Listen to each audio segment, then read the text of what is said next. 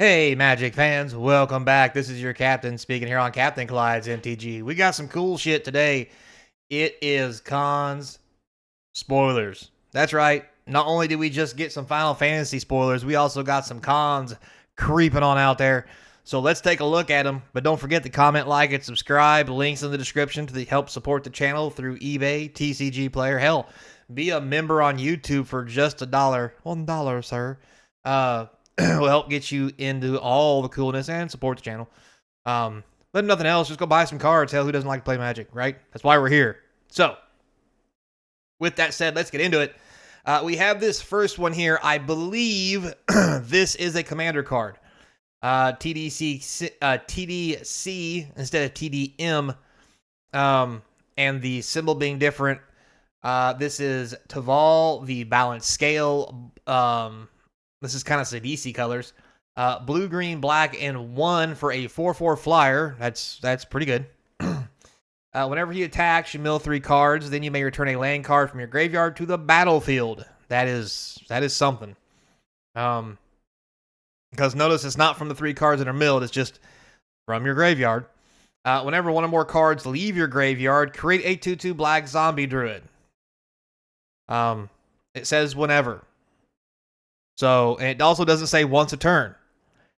So you can do something like, hey, I'm going to attack with Taval, make a 2/2 black zombie druid. I don't know why it's not a snake. But anyway, point being, black zombie druid. And then you could be like, hey, I'm going to delve for 1. Don't ask. Make a 2/2 snake. Zombie. 2/2 zombie. Damn it. Why do I think this thing's a snake?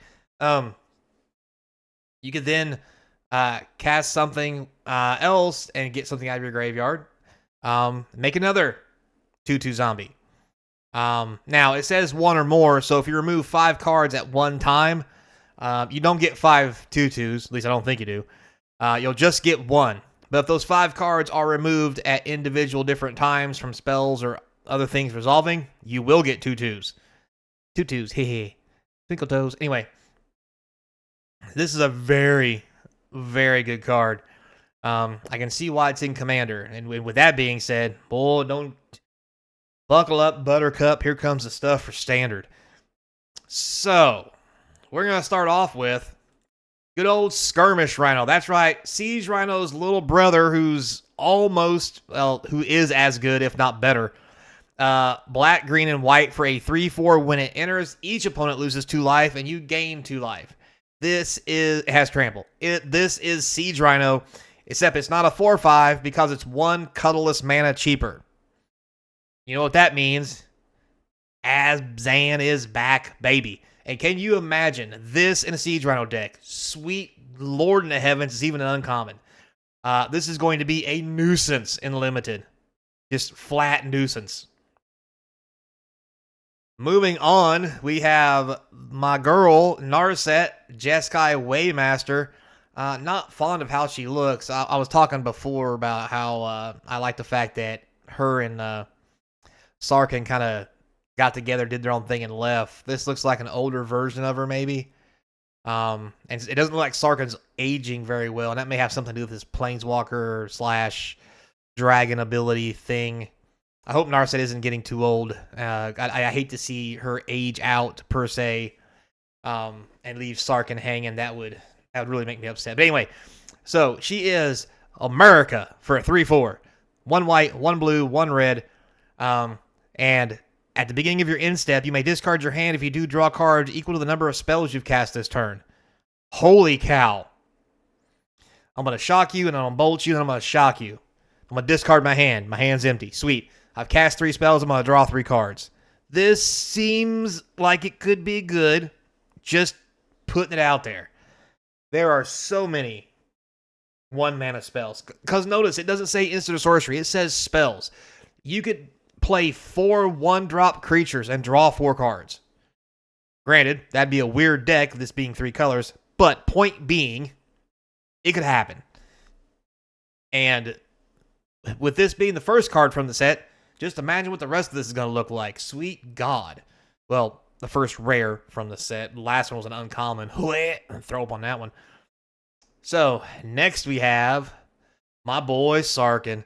So, Dragon Ascendant, a red and 1 for a 2/2. Makes him cheap, easy to use. He's only a legendary creature, though. He doesn't flip, but whenever he enters, you may behold a dragon, which means basically have one in your control or show somebody one from your hand. Both easy could do. Revealing one from your hand is even easier. You get a treasure token. So a 2-mana 2/2 that gives you mana ramp in red. That can't be broken. What's the odds? Anyway, moving on. Whenever you cast the dragon you control, whenever a dragon you control enters, you ain't gonna cast it. It's just when it enters. Put a +1/+1 counter on Sarkin until end of turn. He also becomes a dragon in addition to his other types and gains flying. Let me say that again. +1/+1 counter, gains flying, becomes a dragon. Every time. Yes, you go and gain flying 5 times and be a flyer and gain dragon 4 times and be a dragon. But it doesn't say once per turn. If for some reason you get a bunch of dragons to enter the battlefield, let's just not speculate. He could get large, very large quickly. And making him very good in Commander and Standard. Because mana ramp in red is something. Just, yeah. Moving on. Next we have Shiko, Paragon of the Way. A spirit dragon. That's not Ugin. White, red, blue, America. And 2 colorless. So 5 mana, 4/5 flying vigilance. It's fledging. Anyway. Whenever he enters, it enters. Anyway, exile target non-land card, mana value 3 or less from your graveyard. Copy it. You may cast it without paying its mana cost. Sweet. Mother of God free casting. Again, out of control. In Standard, amazing. 5 mana, 4/5 that lets you free cast 3 more value worth of something, which can be really cool in Standard and even better in Commander. Imagine this as your commander for your Commander Dragon deck. Just grabbing stuff out of the graveyard on a regular every time. Just, hey, I'm just going to get this non-land card here. Poof, have some. Bit strong. Next, we have the Barren Steppe Siege. Now, this is interesting. So, we have Abzan here. Let's go the whole way here. It's a black, white, and 2 colorless. When it enters, you choose Abzan or Mardu, which Abzan would be green, Mardu would be red, so that's why they're not in the casting cost. If you choose Abzan at the beginning of your end step, you put a +1/+1 counter on each creature you control. Seems good. You choose Mardu at the beginning of your end step. If a creature died under your control this turn, each opponent sacrifices a creature of their choice. Sounds even better. I'm going to swing my 1/1. Oh, you're going to block it? Cool, my 1/1's dead. Oh, by the way, it's the end of my turn. The Mardu here activates. I need you to sack a creature. It's black-white. It's the same colors as Aristocrats. It's just so good. I don't know if it's going to see plays. It's 4 mana, but sweet Lord in heavens. It's going to be great and limited. Probably see some Standard play. I wouldn't see why not. So, yeah. Next, we have Inevitable Defeat. So, I want to know, that's Zergo. All white-haired and... Is that a bald spot? Or is he facing... No, he can't be facing the way. That's his back. Good. He does have a bald spot. Giggity. Anyway, black, white, red, and 1. You can't counter the spell. You exile target non-land permanent. Its controller loses 3 life. You gain 3 life. I don't even know what to compare it to. It's half Lightning Helix, half exile any permanent for 2 mana. Like for a black and a colorless. There's never been a black spell that did that. This is amazing, and it's going to see tons of Standard play if Mardu is good enough to be a deck. Cause this, oof. Side note, welcome back to all the 3-color decks that we used to hate. Anyway, moving on. Next spell we have is Smile at Death. This is an enchantment. 2 white, 3 colorless. At the beginning of your upkeep, return up to 2 target creature cards, power 2 or less, from your graveyard to the battlefield. Put a +1/+1 counter on each of those. Seems pretty good running in a white weenie deck. Or, hell, even in a deck playing dragons, if you have a whole bunch of cheap dragons or cheap cards that make dragons easier to cast. Just put them on the battlefield every turn until your opponent gets tired of killing them. So, yeah, the things. Plus, they're going to get big when they get out there. So, this seems good. It's an enchantment. It happens at every upkeep. I mean, good God. Like, I don't know what else to say. Moving on. Next, we have the Storm Scale Scion. 2 red, 4 colorless for a 4/4 flying dragon with Storm. It also has other dragons you control get +1/+1. +1/+1. Now, it has Storm. So, when you cast this spell, copy it for each spell you cast before it this turn. Copies become tokens. This is a 6-mana 4/4 Dragon Lord that makes other Dragon Lords.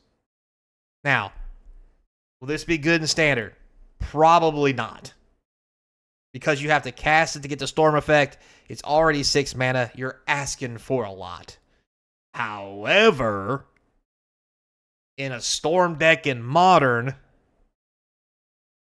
if you cast 3 spells and a bunch of mana stuff going on, and you get to 6 and you play this, and you make, well, 4 copies of this, which then become 4 7/7 dragons because they get +1/+1 from each other. They become very hard to kill and makes it very easy for you to win. This is better than goblins. A little more pricey, but I don't think anybody cares. Also, it has Storm. It makes it really hard to counterspell it when it has Storm. Yeah. Also, Commander. Yes, I see you in the back. Stop drooling and wipe your mouth off. This is for your dragon deck. Good Lord, this is ugly. This is going to be a $50 card. Probably not. But God, I wish it was. And it probably will be because I'm not right, but because I made a joke about it. Anyway, moving on. With that said, speaking of $50 cards, here's a new Mox. Mox Jasper. 0 casting cost, legendary Mox. Add 1 mana of any color. What's it take to activate? Just a dragon. Any dragon. So, the other Mox that works off legendary creatures or planeswalkers takes a legendary creature or planeswalker, meaning you can only have one of them in play at a time. Also, meaning it's hard to get them in your deck because you can't have multiples of them because they could get killed easily, so forth and so on. This just says anything with dragon in the title, i.e., you activate Sarkhan by laying a dragon. Now this is mana. You lay anything that's small that's a dragon. This is now mana. This is going to be the big hit of the set. I don't care what anybody says. It's a 0 casting cost Mox. It's 4 dragons. Commander plays dragons. Other people will start playing dragons because of, well, this. And it's going to be a standard staple. This is going to be a $50 to $100 card, depending on what type of card, what kind of different settings it has, and backgrounds, if it has a weird border or anything, and how popular Dragons becomes in Standard. You know, people got to play Dragons for this to be popular in Standard. You know, I'm sure that's probably not going to happen with a whole set coming out dedicated to Dragons. What are the odds? Anyway. With that said, I'll stop the rant there. I could go on, but no one cares. And those who do are just laughing in the background at me anyway. So, with that said, shout out to all my YouTube members. Sawyer. Till next time, be kind. And as always, I hope to see you across from the game table. Why is it Jasper, though? I mean, Moonstone, maybe? I don't know. Whatever.